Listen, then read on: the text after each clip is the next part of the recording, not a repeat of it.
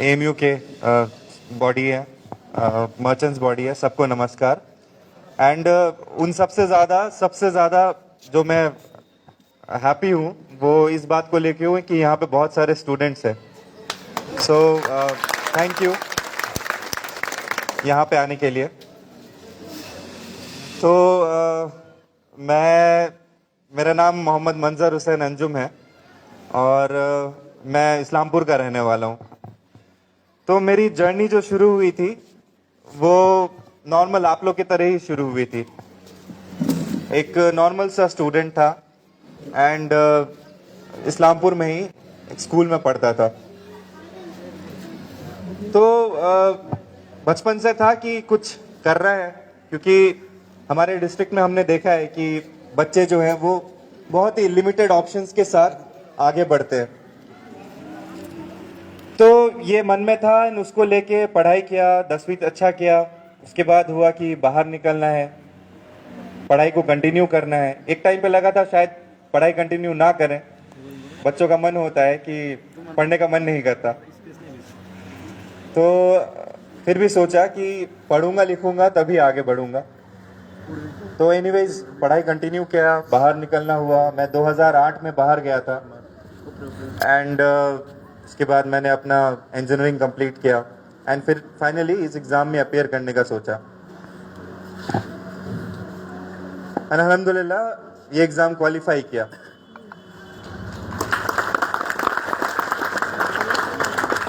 तो जैसे मैं यहाँ आया तो अक्सर हर जगह मुझे यही सुनने को मिल रहा है कि पहला आईएएस ऑफिसर है, पहला आईएएस ऑफिसर है डिस्ट्रिक्ट का या फिर स्टेट का या इस्लामपुर का, जो भी है। तो ये सुनकर तो अच्छा लगता है कि पहला आईएएस ऑफिसर हूँ, लेकिन फिर सोचता हूँ तो बुरा लगता है कि पहला क्यों हूँ। अगर हम देखें नॉर्थ दिनाजपुर, साउथ दिनाजपुर, तो यहाँ पे लाखों लोग हैं। नॉर्थ दिनाजपुर अगर आप देखें 30 लाख लोग हैं नॉर्थ दिनाजपुर में। तो इतनों में और इतने सालों में सिर्फ एक आईएएस ऑफिसर निकला। इसका रीज़न क्या है? इस बारे में सोचना चाहिए हमें। क्या यहाँ पे टैलेंट की कमी है? नहीं है यहाँ पे टैलेंट की कमी। हर एक बच्चा यहाँ पे बहुत अच्छा करने लायक है, बहुत अच्छा कर रहे हैं। ये एक फील्ड है जहाँ पे मैंने कुछ अच्छा किया है, लेकिन यहाँ पे बहुत सारे ऐसे फील्ड है जहाँ पे बहुत सारे बच्चे बहुत अच्छा कर रहे हैं। लेकिन अब भी प्रॉब्लम्स हैं। तो ये जो प्रॉब्लम्स हैं इनको दूर कर कौन सकते हैं? ये बच्चे ही जो है यहाँ के जो स्टूडेंट्स हैं वही कर सकते हैं।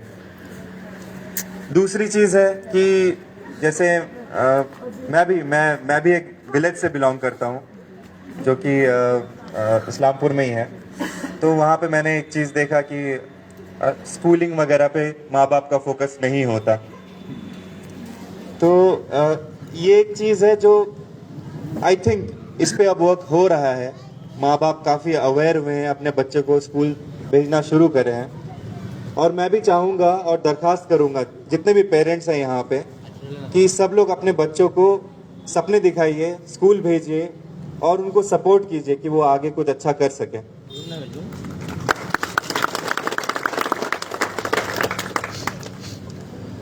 दूसरी चीज़ मेरी रिक्वेस्ट है स्टूडेंट से। मैं भी एक स्टूडेंट ही था अब तक। तो बच्चों ये बोलना है कि अब जो है हमारे टाइम पे जो था ज़माना अलग था थोड़ा।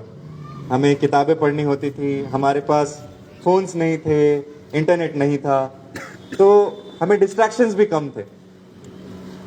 अभी के ज़माने में एक चीज़ देखा गया है कि थोड़े डिस्ट्रैक्शंस ज़्यादा है। बच्चे जो है फ़ोन्स में बिज़ी रहते हैं, इंटरनेट में बिज़ी रहते हैं। एंड ये चीज़ जैसे मैंने बार बार बोला है, ये चीज़ इस चीज़ के फ़ायदे भी हैं, नुकसान भी हैं। तो ये आपको समझदार बनना है, आपको उसको अपने फ़ायदे के लिए यूज़ करना है और उसको नुकसान के लिए यूज़ नहीं करना है। आप में बहुत पोटेंशियल है बच्चों। यहाँ के बच्चे जितने भी हैं, जितने भी स्कूल गोइंग किड्स हैं, कॉलेज गोइंग किड्स हैं, सब में बहुत पोटेंशियल है। लेकिन एक चीज़ है, सपने देखना सीखिए और फिर उसको पूरा करने में जुट जाइए। अगर आप ये करेंगे तो होपफुली जो हमारा डिस्ट्रिक्ट है यहाँ का सिर्फ पहला आईएएस नहीं, पहला प्राइम मिनिस्टर, पहला प्रेसिडेंट, इस टाइप के सपने भी देख सकते हैं। और मैं 2008 में यहाँ से गया था बाहर, इस्लामपुर से और स्टेट से, तो तब से बाहर ही रहा हूँ, तो ज़्यादा वार्तालाप हुआ नहीं लोगों से। तो यहाँ पे आके मैंने एक बहुत अच्छी चीज़ देखी इस बार जब लोगों से मिला, यहाँ आया, कि हर एक सेक्शन के लिए एक रिप्रेजेंटेटिव बॉडी है। जैसे लायंस क्लब है, एएमयू यंग बॉयज़ एसोसिएशन है, मर्चेंट्स एसोसिएशन है। एंड मुझे देखकर बहुत खुशी हुई कि ये लोग मिलके एक प्रेशर ग्रुप या फिर एक बॉडी बना के रखे हैं एंड सोशल वेलफेयर के लिए वर्क कर रहे हैं। तो I really thank you all for having such a thing in Islampur. And ज़्यादा कुछ प्रिपेयर नहीं किया हूँ मैं तो मैं यही बोलना चाहूँगा कि बहुत बहुत शुक्रिया मुझे ऐसे वेलकम करने के लिए। और अब तक बहुत लोगों का कंट्रीब्यूशन रहा है मेरा यहाँ तक आने के लिए। एंड आगे की जो लाइफ होने वाली है उसमें मुझे आप लोगों को सर्व करना है, स्टेट को सर्व करना है, नेशन को सर्व करना है। तो मेरे लिए प्रे करिएगा और उम्मीद करता हूँ मैं आप लोग सब से कुछ ना कुछ सीख के जाऊँ यहाँ से एंड आगे भी अच्छे से काम करता रहूँ और अच्छे से कुछ ना कुछ कंट्रीब्यूट करता रहूँ। Thank you. আমরা শুনে নিলাম যিনি আমাদের মধ্যে এই মুহূর্তে মূল্যবান বক্তব্য রাখলেন, এমডি মঞ্জুর হোসেন আঞ্জুম মহাশয়। আমি স্টুডেন্টসদের বলবো, যদি তোমাদের কিছু জিজ্ঞাসা থাকে তোমরা তাহলে জিজ্ঞেস করতে পারো তাকে। তোমাদের মধ্যে এই মুহূর্তে রয়েছেন, তোমাদের পড়াশোনার জন্য হয়তো খুবই প্রয়োজন। हेलो, यस, मुझे एक और चीज़ करना था, मुझे इंटरेक्ट करना था स्टूडेंट से। तो अगर किसी को भी कुछ भी पूछना है आप मुझसे पूछ सकते हैं, मुझसे बात कर सकते हैं।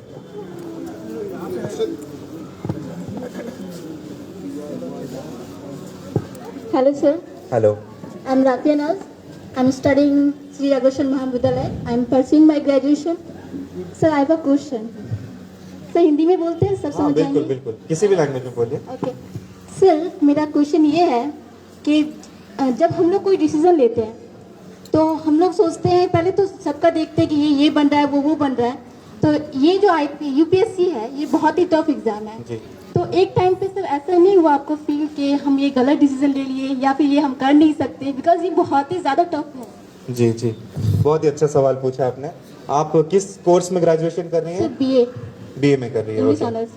सो मेरा ऐसा था कि यूपीएससी, मैं भी जैसे आपने बोला तो यूपीएससी मैंने भी सोचा बचपन में कि यूपीएससी कर सकते हैं, लेकिन है बड़ा एग्ज़ाम, तो गट्स नहीं थे इसको क्वालिफाई करने का, है ना। और हमारे साथ क्या होता है, हम लोग जैसे बोला कि पहला आईएएस ऑफिसर है, पहला यहाँ पे और आईएएस ऑफिसर्स नहीं है, तो इस वजह से हमें इनफ गाइडेंस भी नहीं मिल पाता। तो मेरे साथ भी यही था। तो इसका मतलब ये नहीं था कि मैं जो प्रेजेंटली परस्यू कर रहा हूँ, सपोज मैं इंजीनियरिंग कर रहा था, तो इसका मतलब ये नहीं है कि मैं इंजीनियरिंग छोड़ के मैं सीधे यूपीएससी में जंप कर जाऊँ। मेरे दोस्तों जो भी हैं, जो स्टूडेंट्स हैं यहाँ पे जितने भी, ज़रूरी नहीं है कि आप लोग यूपीएससी ही टारगेट करें। अब आप लोग कुछ ना कुछ कर रहे होंगे, आप बीए कर रही हैं, कोई कॉमर्स लेके ग्रेजुएशन कर रहा होगा, कोई साइंस लेके ग्रेजुएशन कर रहा होगा। तो बहुत ज़रूरी है कि आप लोग पहले उसमें अच्छा करने का ट्राई कीजिए, आप लोग उसमें आगे रहने का ट्राई कीजिए। उसमें आगे रहने का मतलब ये है कि आप जहाँ भी एनरोल्ड हैं, जिस भी कॉलेज में हैं, आप ट्राई कीजिए उस कॉलेज में सबसे अच्छा करने का। दूसरा चीज़ है, अगर उस कॉलेज में अगर उस कॉलेज में आप बहुत अच्छा कर चुके हैं, तो आप अगला जो आपकी हायर स्टडीज़ है उसको किसी और अच्छे कॉलेज से करिए, बाहर निकलिए। देखिए, बाहर निकलने से क्या होता है, हम लोग जब तक अपने कंफर्ट में रहते हैं, अपने एक स्कूल में रहते हैं, कॉलेज में रहते हैं, तो हमें लगता है हम यहाँ पे अच्छा कर रहे हैं। लेकिन जैसे ही आप बाहर निकलते हैं तो आपको लगता है अरे दुनिया बहुत बड़ी है, हमें और अच्छा करना पड़ेगा। क्योंकि हम लोग दूसरों के साथ तो लड़ नहीं रहे हैं ना, हमको खुद से लड़ना है, खुद को बेहतर बनाना है रोज। तो ऐसे ही चलता रहा, अपने फील्ड में अच्छा करते रहिए। फिर जाके जब आपको लगे कि आपने अपने फील्ड में कुछ अच्छा कर लिया है, फिर आप एक डिसीजन लीजिए कि अब आपको आगे क्या करना है। तो इस तरह से अगर आप करेंगे तो आपको डिसीजन लेने में बहुत आसानी होगी।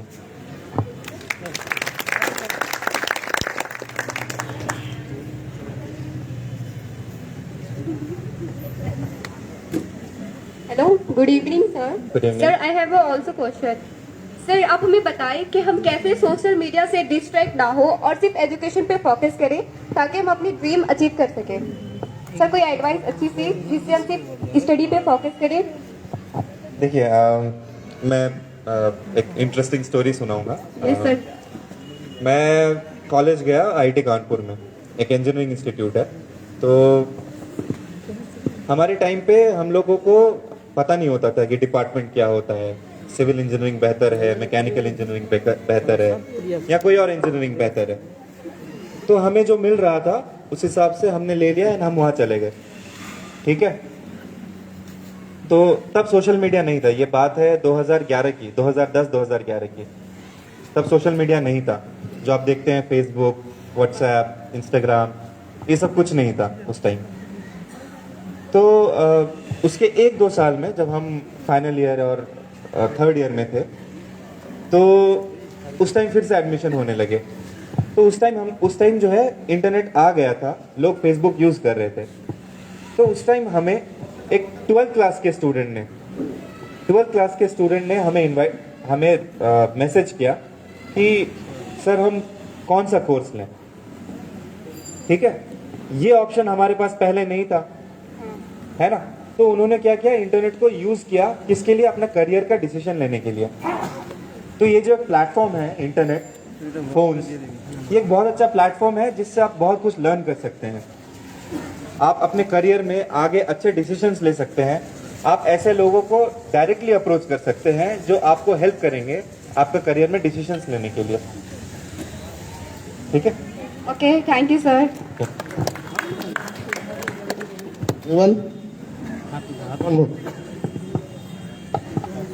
First of all, so many congratulations. Thank you. Sir, did you take any coaching or you did self-study? Okay, so I took coaching for my optional.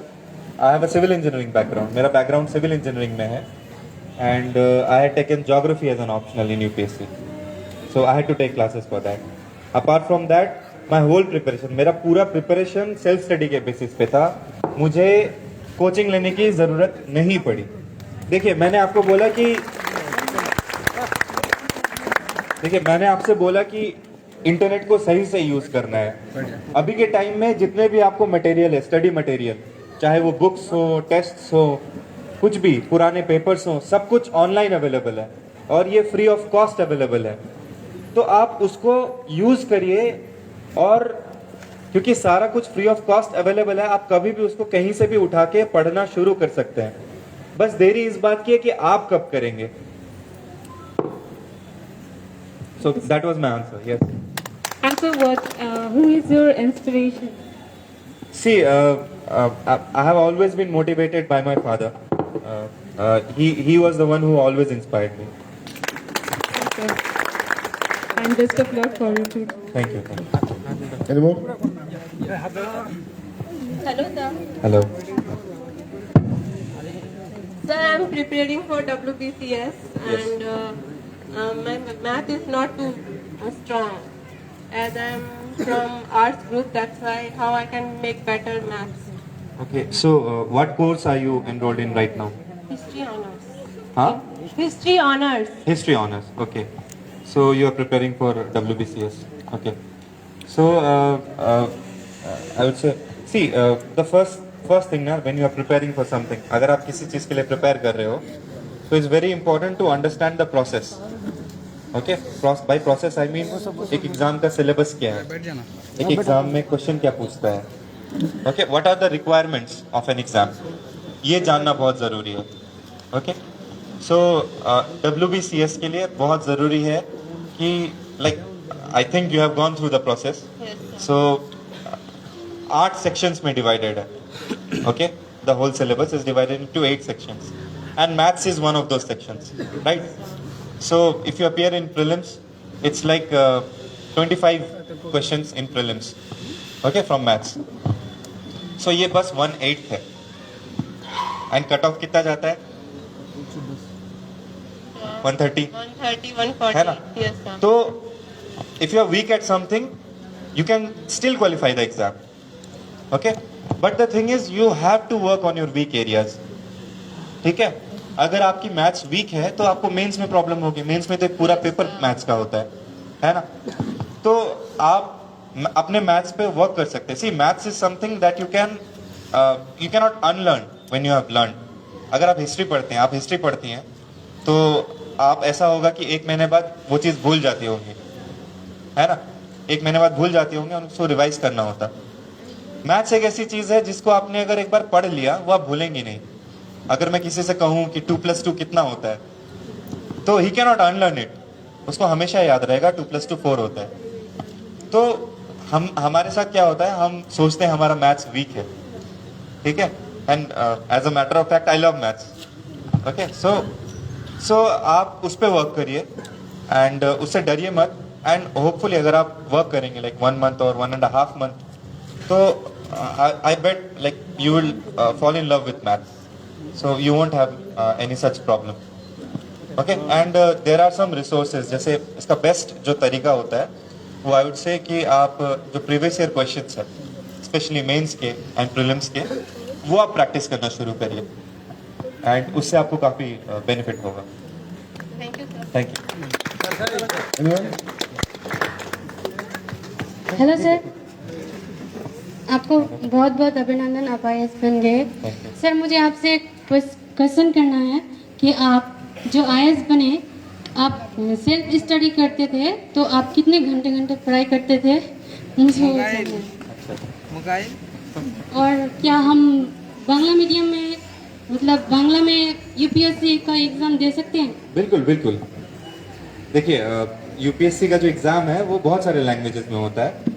Bangla भी एक लैंग्वेज है, ठीक है, तो सारे पेपर्स आप बांग्ला में भी लिख सकती हैं, पहली चीज़. दूसरी चीज़ जो था हमारा सेल्फ स्टडी का था और कितने घंटे का था. तो देखिए, मेरे लिए कभी भी नंबर ऑफ आवर्स, घंटे जो है वो इम्पोर्टेंट नहीं रहे हैं, ठीक है. तो मेरे लिए क्या होते थे, टारगेट्स होते थे. Daily target, weekly target, monthly target. यानी कि आज दिन भर में ये ख़त्म करना है, और ये पहले से प्लान किया हुआ होता था. तो आज दिन भर में ये ख़त्म करना है, कल ये ख़त्म करना है, इस हफ्ते ये ख़त्म करना है, इस महीने ये ख़त्म करना है.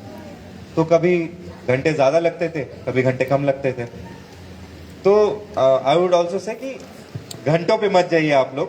कभी कभी हो सकता है कि आपको दिन में 10 घंटे भी देने पड़े, उससे भी ज़्यादा देना पड़े, और कभी हो सकता है आपको 2 घंटे में आप पढ़ के आपका दिन भर का पढ़ाई ख़त्म हो जाए.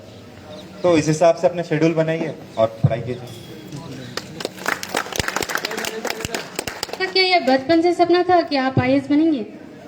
बचपन का सपना बोलूँगा, मेरे फादर बोलते थे मुझसे कि ये एक अच्छी चीज़ है जो कर सकते हो लाइफ में, एंड वो बचपन में था.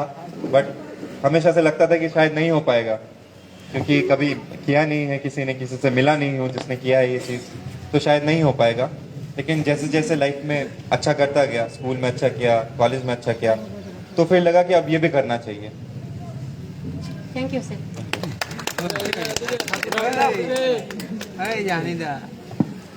আচ্ছা, যারা বিভিন্ন অ্যাসোসিয়েশন থেকে এসেছেন, বিশেষ করে লায়ন্স ক্লাব বা মার্চেন্ট অ্যাসোসিয়েশন, তাদের যদি কিছু প্রশ্ন থাকে আপনারা করতে পারেন.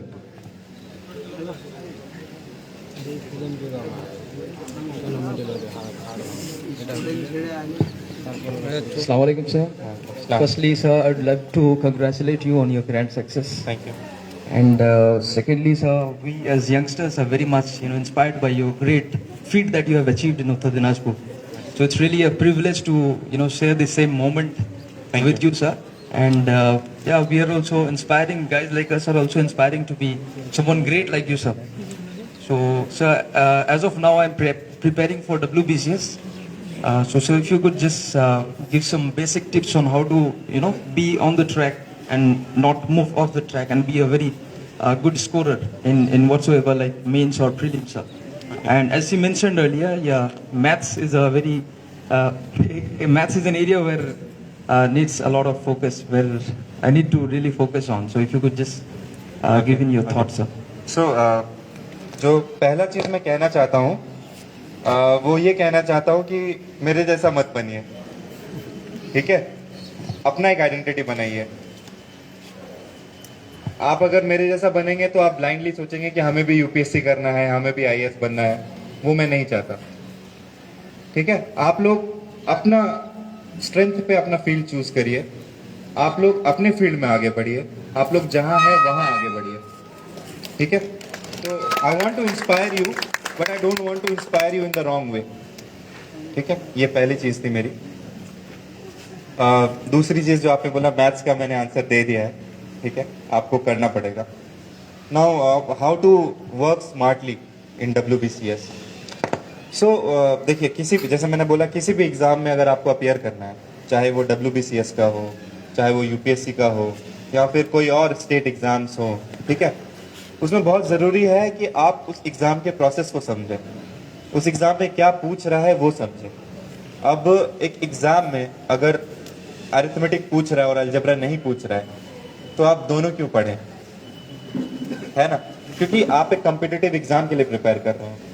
तो बहुत इंपॉर्टेंट है कि आपका जो एफर्ट है, लिमिटेड नंबर ऑफ आवर्स है, उसको एक पर्टिकुलर चीज़ में पढ़ें, ना कि उसको कहीं और वेस्ट करें। अगर अलजेब्रा नहीं आएगा तो उसको नहीं पढ़ना है ना? तो अब दूसरी चीज़ है कि हमें जानना पड़ेगा कि क्या इंपॉर्टेंट है, क्या नहीं है। तो उसके लिए जो बेस्ट सोर्स होता है वो होता है उसी एग्ज़ाम के पुराने पेपर्स, ठीक है? जैसे आप WBCS की तैयारी कर रहे हैं तो आपको पता होगा कि सेंसस ऑफ इंडिया 2011 से हमेशा सवाल आते हैं प्रीलिम्स में और मेंस में, है ना? और सेंसस में कहाँ से सवाल आते हैं? वेस्ट बंगाल से सवाल आते हैं, है ना? तो ज़रूरी थोड़ी है कि आप पूरा सेंसस खोल के पढ़े। सेंसस ऑफ इंडिया 28 स्टेट है जी, है ना? तो सेंसस ऑफ इंडिया का डॉक्यूमेंट खोलेंगे तो 28 स्टेट है, 28 के 28 थोड़ी पढ़ेंगे आप। नहीं सर। तो इसका सोर्स क्या होना चाहिए फिर? तो आप क्या कर सकते हैं, पुराने क्वेश्चंस उठा सकते हैं, उसमें क्या सवाल पूछे हैं वो देख सकते हैं और उसको प्रिपेयर कर सकते हैं और उसके करस्पॉन्डिंग नोट्स बना सकते हैं, ठीक है? तो यहाँ पे आपको एफर्ट लेना होगा। तो सिस्टमेटिकली स्टडी करने के लिए बहुत इंपॉर्टेंट है कि आप उस एग्ज़ाम के प्रोसेस को समझें, और अगर वो कर लेंगे आप तो डेफिनेटली मैं इस चीज़ की गारंटी ले सकता हूँ कि you will not fail at that exam. Thank you so much sir, thank you so much.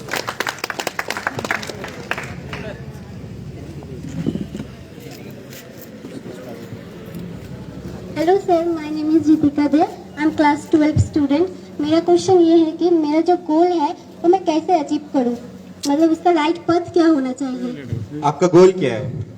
Sir medical, मतलब नीट क्रैक करना। नीट क्रैक करना है हाँ, आपको? मेरा तो आप अभी 12th में गई हैं या 12th पास आउट हो गई? नहीं, पास आउट नहीं हुई, अभी 12 में हूँ। 12th में है। ओके, देखिए से नीट मेरा भाई डॉक्टर है तो वो ज़्यादा अच्छा बता पाता। तो देखिए, जैसे आपको डॉक्टर बनना है तो बहुत इम्पॉर्टेंट है, जैसे कि 11-12 जो होता है वो हमारे लाइफ का सबसे क्रूशियल ईयर होता है। ये एक टाइम होता है जब हमें सबसे ज़्यादा मेहनत करनी पड़ती है, 11th और 12th। इसमें जैसे आपने बोला नंबर ऑफ आवर्स पूछा उन्होंने, ये एक टाइम है जब आपको नंबर ऑफ आवर्स भी बढ़ाने पड़ते हैं 11th और 12th में, क्योंकि उस टाइम आप बहुत कुछ सीख रहे होते हैं और वो एक ऐसा एज है जब आप बहुत सीख भी सकते हैं, ठीक है? तो इस टाइम बहुत इंपॉर्टेंट है कि आपको जो पढ़ाया जा रहा है स्कूल में वो पढ़ें, ठीक है? और जैसे मैंने बोला कि अभी ऑनलाइन मटेरियल्स अवेलेबल हैं, ठीक है? तो ऑनलाइन आप सर्च करिए कि कौन से रेलिवेंट बुक्स हैं। आप अगर नीट की ट्राई कर रहे हैं तो नीट के पुराने क्वेश्चंस होंगे, है ना? नीट के डिफरेंट कोचिंग सेंटर्स हैं, उनके कोचिंग सेंटर्स के फ्री टेस्ट अवेलेबल होते हैं, ठीक है, तो आप उन टेस्ट को डाउनलोड करिए, उनमें देखिए कैसे क्वेश्चंस आते हैं, फिर आप पढ़ना चालू कीजिए, ठीक है। और एक और चीज़ है जो मैं बोलना चाहूँगा, जो आपके अच्छे फ्रेंड्स हैं, ठीक है, जिनसे आप compete करती हैं, उनके साथ डिस्कस करिए कि अब क्या पढ़ना है, क्या पढ़ चुके हैं, और जो छूट गया है या फिर जिसमें हम लोग वीक हैं उसको कैसे इम्प्रूव करें। तो ये करेंगे तो आगे अच्छा होगा होपफुली। অসংখ্য ধন্যবাদ। যে সমস্ত ছাত্রছাত্রীরা আমাদের মাননীয় সিএমডি মঞ্জুর হোসেন আঞ্জুম মহাশয়কে প্রশ্নগুলো করছিলেন, আপনারা যেরকম প্রশ্ন করলেন উনিও উত্তর দিলেন। এবার আশা করবো উনি কিন্তু খোঁজ নেবেন যে আপনারা সেই গোলে পৌঁছতে পারলেন কিনা। उनको कुछ पूछना है, उनको कुछ पूछना है last question. Hello sir, congratulations. Thank you. And thank you to give me the chance to meet with you and ask a question. Sir বাংলায় বলছি। হ্যাঁ হ্যাঁ ঠিক আছে। স্যার আমি আপনার সাথে একটা হ্যান্ডশেক করতে চাই।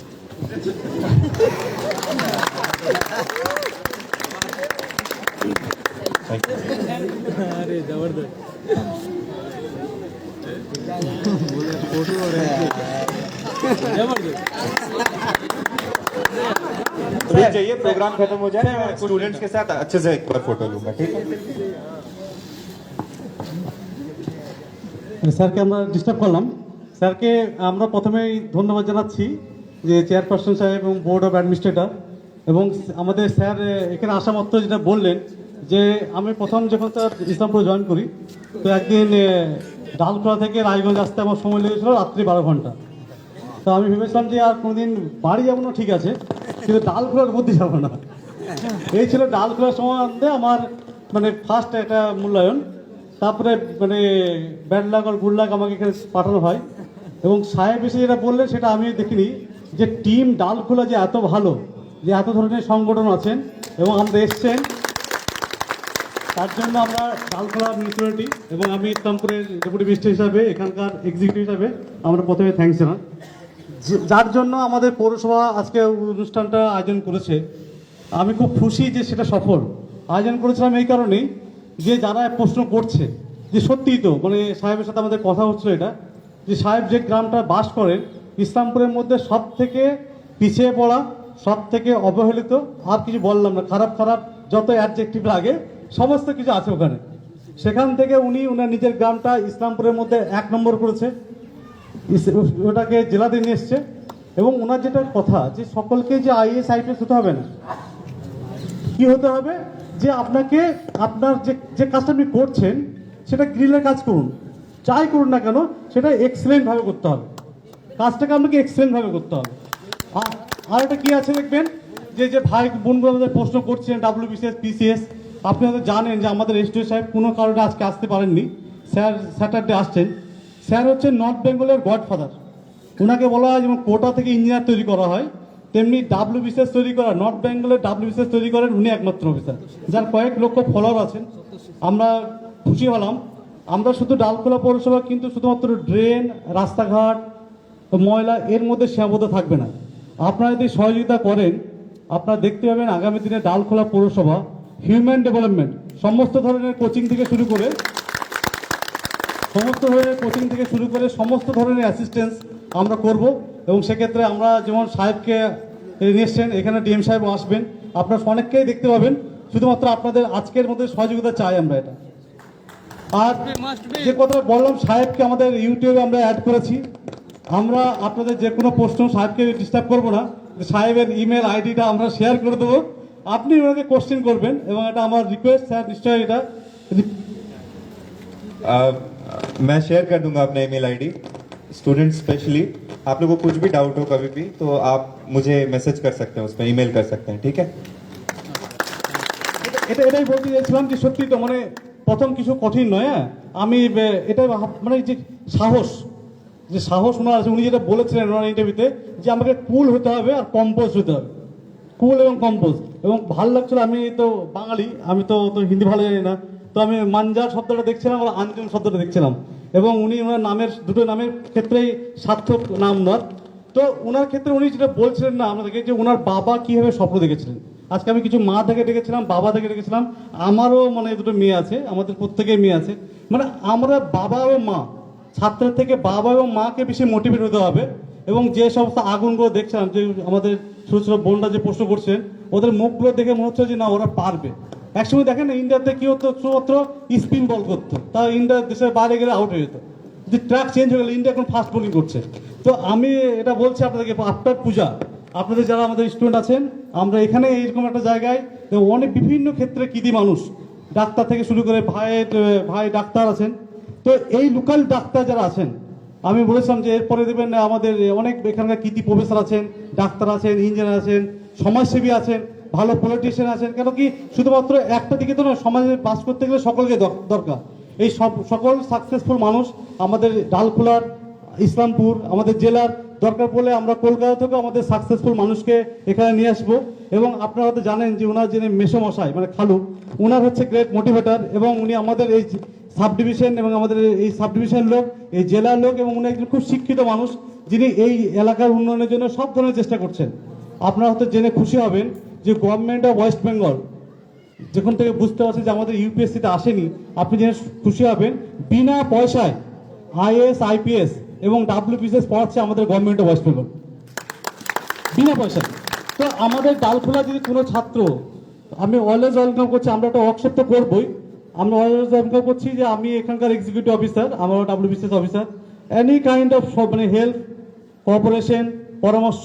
এবং এখানে একটা পার্মানেন্ট যাতে পিএসসি, ক্লার্কশিপ, মিলিটারি হয়, আমি চেয়ারপারসন সাহেবকে বলবো যে পার্মানেন্টলি ডালখোলাতে একটা ঘর হবে যেখানে ট্রেনিং দেওয়া হবে।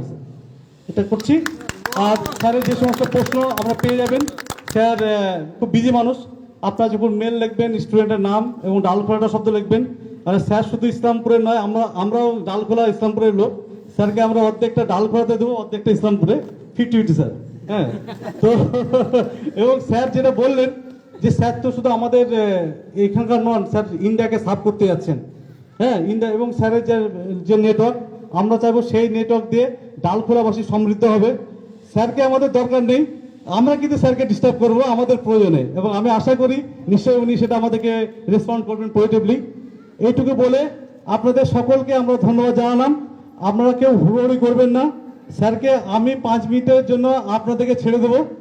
আপনারা মানে একে আসবেন, একটা করে একটা টিমের স্যারের সঙ্গে ছবি তুলবেন, আবার চলে যাবেন। আজকের এই অনুষ্ঠানে আমরা এখানে অফিসিয়াল সমাপ্তি ঘোষণা করলাম।